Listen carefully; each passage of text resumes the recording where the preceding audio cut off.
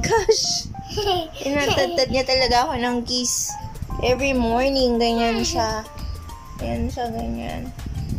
Oh my gosh. Grabe, diba? Yun lang ang masarap sa pagiging mommy. Yung kahit pagod ka. Yan. No, don't do that, please. Just love mommy. Come on, kiss mommy. Diba? Ang sarap maging mommy. Oh, ano po? Wow! The best. The best maging mommy. Ninyo, he said Ninyo. Yan. Lagi siya nakikipag-usap kay Ninyo. Lagi siya nakikipag-usap kay Ninyo. Ayan.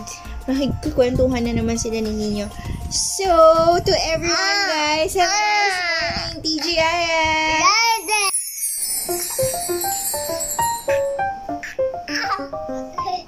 Akala ko na naman siya.